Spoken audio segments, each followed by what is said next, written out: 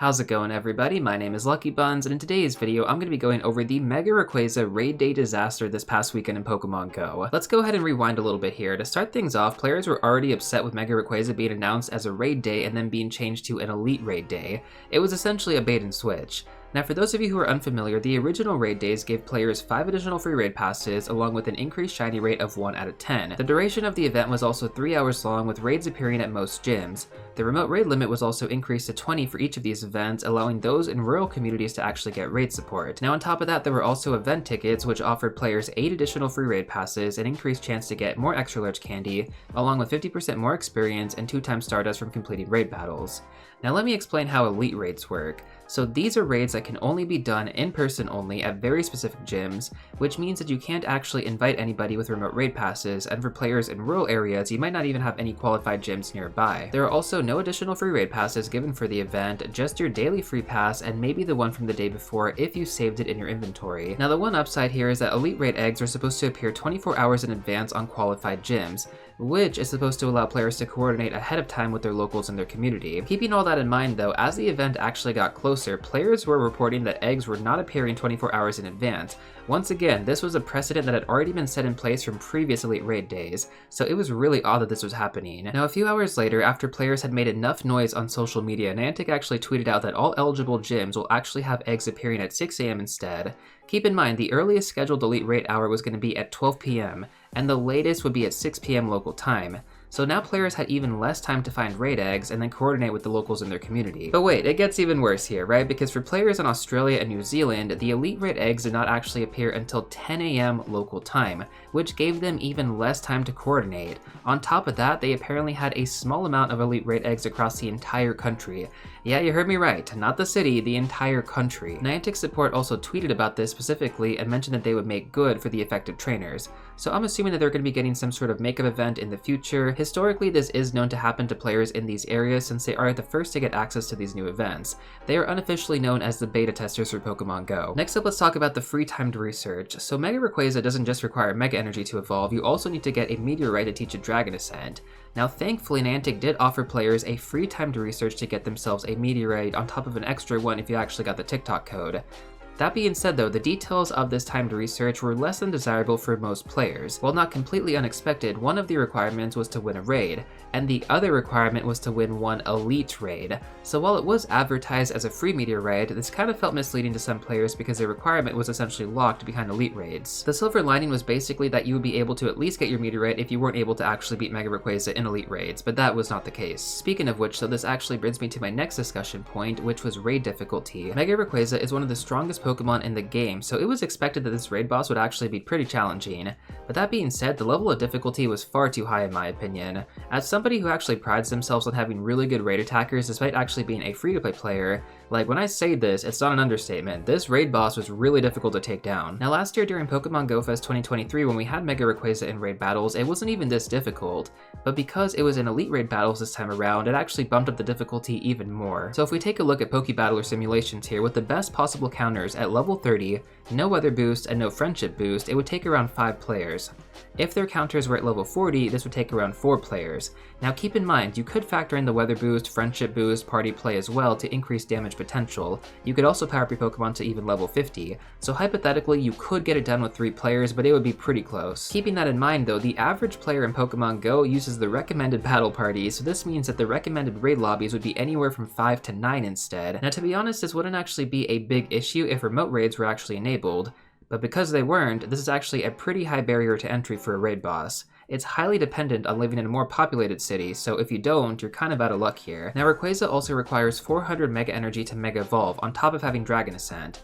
During Pokemon Go Fest 2023, you would only get about 80 energy per raid, so this is kind of what we expected going into this raid day. This was definitely a little bit worrying going into it because if this was actually the case, I mean most players were probably not going to get enough energy to actually Mega Evolve their Rayquaza. The good news though is that for these Elite Raids, the energy given per raid was actually increased to 175 to 225, depending on how fast you actually took down the raid boss.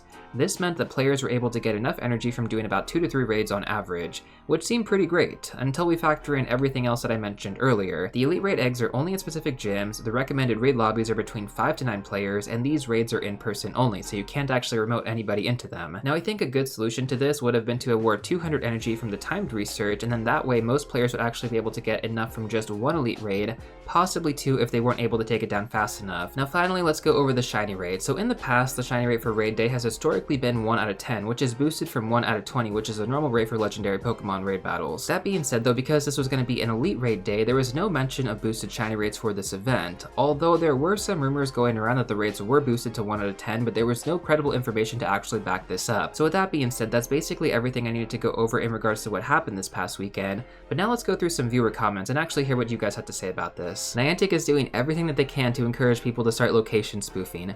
That comment got 151 likes, so it seems like a lot of people agreed with them. Now personally speaking, I'm never going to advocate to spoof on this channel. It's not something I do or will ever do. I just think it takes away the fun of actually playing this game. But again, I can also understand why people kind of feel like they're pushed into doing this, especially if they live in rural communities. The closest elite gym is over 40 minutes away. No way am I spending 80 minutes just driving to and back from a gym and hope that there's actually going to be someone to raid with.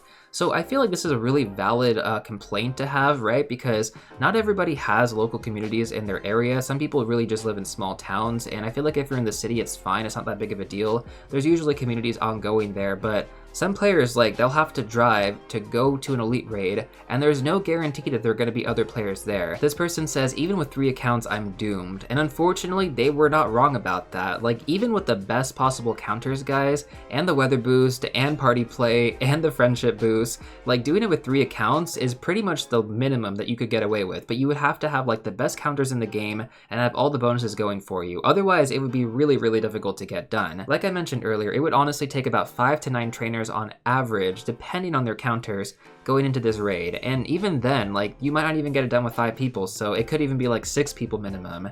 But it really just depends on what you're going in with. If you don't have the right counters, if you're not doing party play, if you don't have any friendship boosts going on, all those things factor into it. Oh, come on, why can't we at least get 1 out of 10 shiny odds? And I agree, like for Primal Groudon and Kyogre raid days, we had 1 out of 10 shiny odds, which made it a lot better for most players. Now, once again, there were some rumors going around that the shiny odds would be boosted at 1 out of 10, but there was no confirmation of this, and there was no like credible source that actually was able to point this out. So to my knowledge, and you could, try to prove me wrong in the comment section down below, the shiny odds for this event were the standard 1 out of 20. Niantic changed the egg times to be 6 AM instead of 24 hours, posted only on Twitter, shaking my head. Now in the past, I've actually gotten a lot of comments on my videos like over the years that people just don't really use Twitter, and understandably so. Like, X has become a very odd place to be ever since Elon took over. And I don't blame people for not wanting to use Twitter. I've kind of distanced myself from Twitter for the most part, and I really only go on there to like look at infographics and stuff like that. Outside of that, I don't really engage on Twitter, and when it comes down to stuff like this, that's the only way that you're ever going to really get updates. So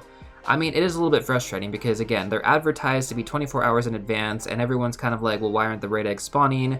It's just a big mess, and honestly, it just comes down to very poor planning. Damn, alright, so this person says, this event is just another reason why I started spoofing recently, even though I played legit for 5 years. So again, like, while I don't actually condone doing this, and I don't ever agree with spoofing personally, it's not hard to understand why people are eventually pushed into doing this. During 2020, when we had the pandemic bonuses going on, it was really accessible for a lot of players, and again, like, they were probably making a ton of money. Actually, no, for a fact, they were making a lot of money off remote raid passes, and again, like, it was really accessible for a lot of people. And then ever since the pandemic bonuses got removed, raid passes went up significantly, and then we also had a limit on the raid passes too, not to mention, like, for these types of events, they're in person only, you can't remote raid invite anybody. I understand the objective here is to get people out to do more local raids, but ultimately I feel like it's been having the opposite effect. Like, even when you go out to do elite raids like this, everyone is in their cars because they're trying to hit as many raids as possible given the short time window, whereas the typical raid day was 2 to 5 p.m., right?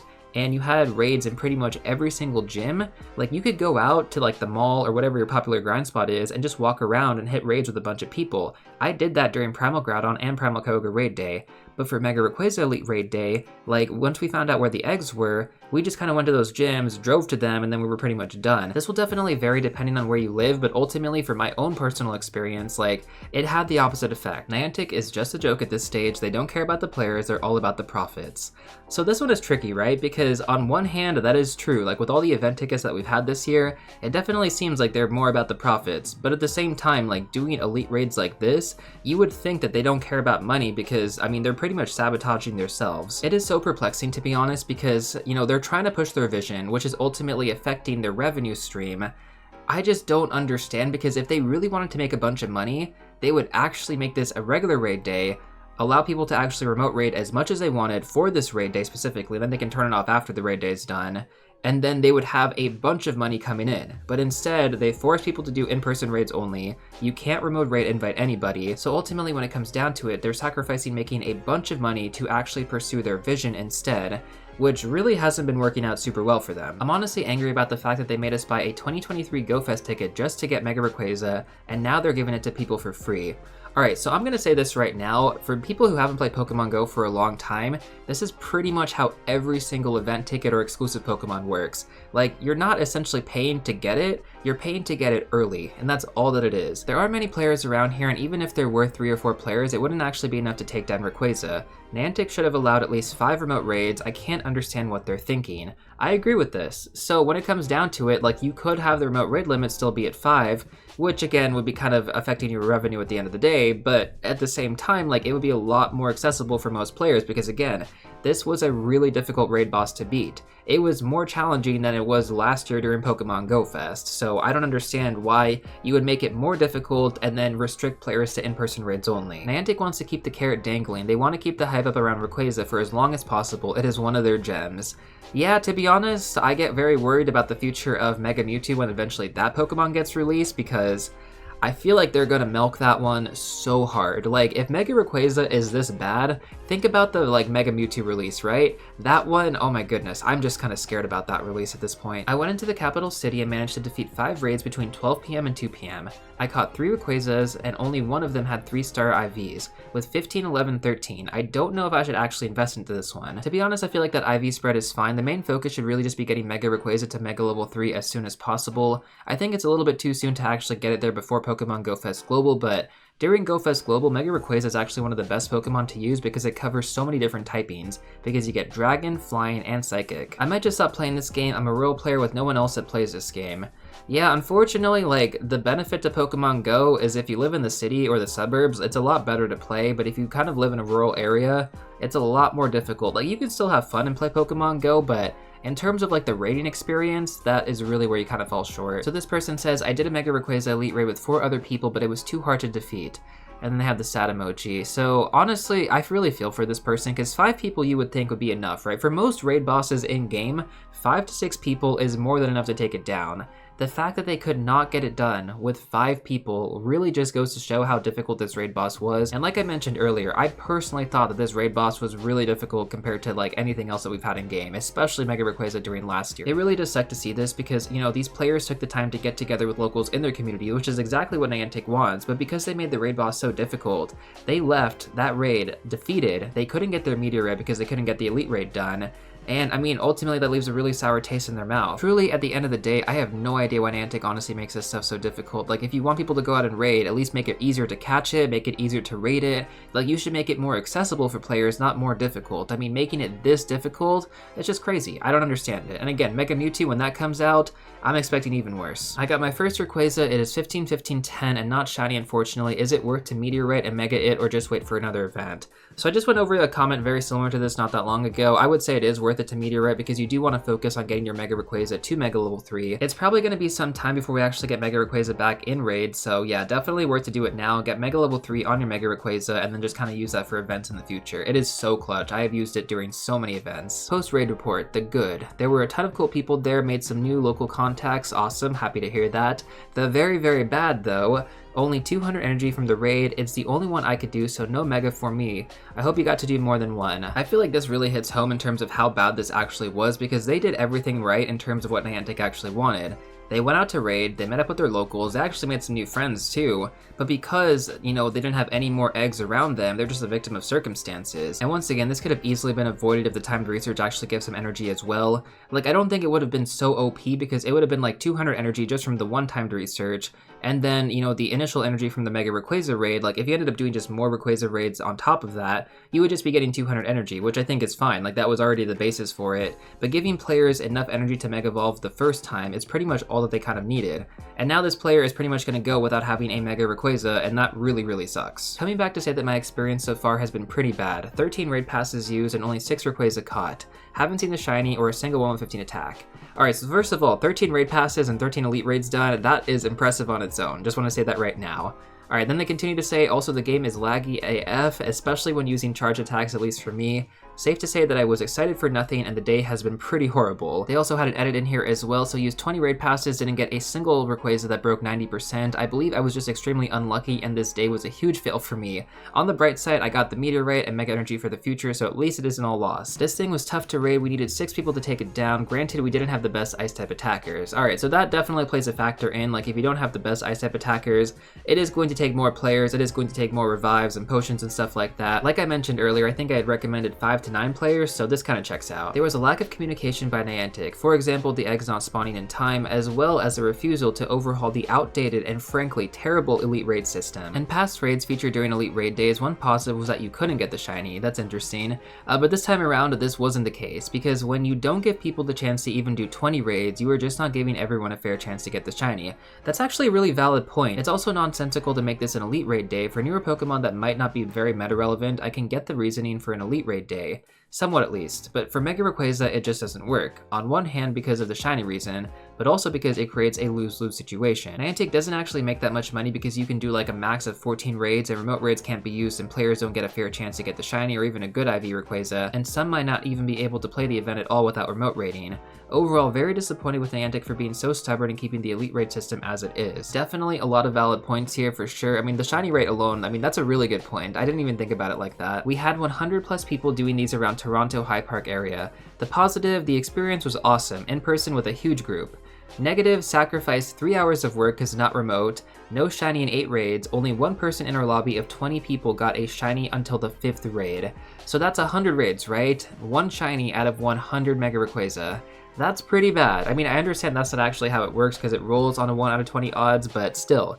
That's pretty bad in my opinion. With the amount of eggs available, which is only 1 for me, assuming that I can beat it without a community around me, that still won't grant me enough Mega Energy to Mega Evolve my Rayquaza. Again, we talked about this earlier, it's a valid point, and honestly I just wish that they had added more energy in the timed research so that players would at least be able to evolve their first Mega Rayquaza off that initial raid. 2 raids at my local park popped at 1 PM, got into both with a group of 20 people within 5 minutes of each other.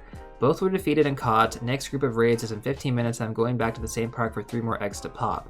Awesome, alright, so this person actually had a pretty good experience. Even though a lot of players definitely struggled this event, you know, there were still some players that were able to go out there and actually get this done in the desired way. I got 3 Rayquaza, 6 fled because it was raining in Ireland and the rain messed up my throwing, understandable. Made new friends and shared our contact info to stay in touch and do other raids. All in all, a pretty good day. That's awesome, honestly happy to hear that. I had a good day personally here in Sydney, Australia. Only thanks to our local Discord mods doing the last minute scramble with the eggs spawning an hour before the event. Shout out to those Discord mods, MVPs. I'm very lucky to live in a big city with a lot of parks. There was a large crowd of players moving as a group along the path to the raids. It felt like 2016 again. Very nice. However, the 6 AM hatch made planning rushed, and if this wasn't a city with green spaces, there would be sparse raids. Shame on Niantic for not being inclusive towards rural and suburban players. This could have all been fixed with the regular raid day, and no shiny raid for me today either. 100% agree with that. I feel like this really should have just been a regular raid day like Primal Groudon and Primal Kyogre. There wasn't a single egg in my town, but I drove 2 hours and got my 2 Meteorite and a shiny Rayquaza. That is the definition right there of committed. Huge congrats, dude. Had to drive to another city if I wanted to do a bunch of raids since I am from a fairly small place. Also, since it was only spawning in limited gyms, that meant more driving between places eating up time. We could have spent raiding harder and used up more raid passes to earn Niantic more money. Best thing that I got from raids was a 15-13-13, but swapping a low IV one with a fellow raider got me a 15-14-15 lucky. Very, very nice, dude. A 98 lucky is so awesome. I ended up getting 3 meteorites from the 2 researches and one that just dropped from a raid, which I'm pretty ecstatic about. That is pretty rare. I believe it's a like 1 out of 60 chance to actually have that happen, so congrats on that too. Really looking forward to teaching a couple good Shadow Rayquaza Dragon Ascent when they come out. If you block me on this Niantic, I'm gonna be super grumpy. Now I just need to walk the silly things a whole lot and get more rare candy to power it up. Well, honestly, dude, it seems like you put in the work and you got some pretty good results, so very happy to hear that you actually had a decent day despite all the issues that kind of went on. Also, on a side note, I totally agree with you about the Shadow Rayquaza getting Dragon Ascent. I'm gonna be honest here though, like, this is Niantic. I don't feel like we're actually gonna get it, but if we do, my goodness, that Pokemon is gonna be so OP. The eggs didn't spawn until 10:20 a.m. on the 29th, which made it so hard to plan with friends. I ended up doing 3 total raids for the Mega Energy that I needed, which was hard already because of the spread out raids and the rain. If it was in person but raids spawned every hour, I'd be fine with that. But this going back and forth is completely unnecessary and a waste of people's times just for a chance of getting something. I agree, like, there's a lot more effort involved here, it's a lot more inconvenient for players. Half of my Rayquaza fled even with excellent curveball golden Raz throws. The ones I did catch had horrible IVs. At least my shiny has max attack. Well, I mean, at least you got the shiny, right? So you can totally Mega Evolve that one. I Mega Evolve my shiny and I love it. But to go back to your first point about the excellent curveball golden Raz throws not actually helping that much, same thing happened for me too. I think it was actually my 4th raid that I did, which was actually my last one too. And for some reason, I just could not catch that one, but I got the golden Raz curveball throws pretty much every single time with excellent throws. And I just found it really odd. Like, at the end of the day, you also get less balls from elite raids, which I think is kind of stupid. The timed research, many people have jobs during the day and can only play the 6 p.m. or 7 p.m. elite raids. It is too little time to find a gym, do the elite raid, and also complete the timed research by the little time remaining. I totally agree with this. I have no idea why the timed research actually expired like so close after the event ended. As somebody who has a good stack of golden Razes and makes very consistent and excellent throws, I still lost 6 of the 19 Rayquaza, which definitely stings. That does suck, because for the most part, if you're getting golden Raz excellent throws, you should be catching them almost entirely. Like, maybe missing 1 or 2 might be understandable for like 20, but missing 6, that's quite a lot. Lobbies not showing accurate counts or not showing in the world, Pokemon disappearing, and in some cases in the lobbies, people's avatars were appearing twice, right next to each other. Bizarre things like that, which made the event feel unpolished and rushed. So now that you actually mention this happened to me as well. I remember one of the last raids I did, I had done it and then like one of my friends came later on, so he had to get a second group together, and for some reason my trainer actually showed up in his lobby despite me actually beating the raid before he actually even got there. Personally, the raid day went very well and I like how Niantic handled this. Alright, so that is an unpopular opinion at this point, but let's continue to read on here. Mega Rayquaza is pretty much the best Pokemon in game, so it should be difficult to obtain. Okay, understandable so far. Putting in the elite raids with multiple hours throughout the day was a great move, as it allowed trainers who had other commitments to try and squeeze in a raid or 2. I lost 3 of the 8 Rayquazas, 2 fled and 1 kicked me out of the raid with my raid group, so I was left without anybody else to raid. Despite that, I got a 98% IV Rayquaza as well as the shiny. After reading everybody else's comments, it is a little bit hard to actually agree that this event was handled pretty well, but you are totally valid to have your own opinion on this, and again, it is a little bit different than most of the comments that we've actually read so far. Shiny rate wasn't that great, but Campfire came in clutch. We did about 8 raids, 7 to 15 trainers in total every single lobby. Kinda surprised. That is a pretty good turnout, I'm not gonna lie. Congrats. Could only gather 2 friends for it, powered up 4 Shadow Mewtwo with ice attacks, still lost and failed the event quest. These kind of events make you just want to make 4 ult accounts to be able to play the game comfortably. My town got some raids, but not that many. I got to do 4 raids at 13. I did not get the shiny, but I got 2 Meteorites from the timed research tasks and some Mega Energy, which is nice.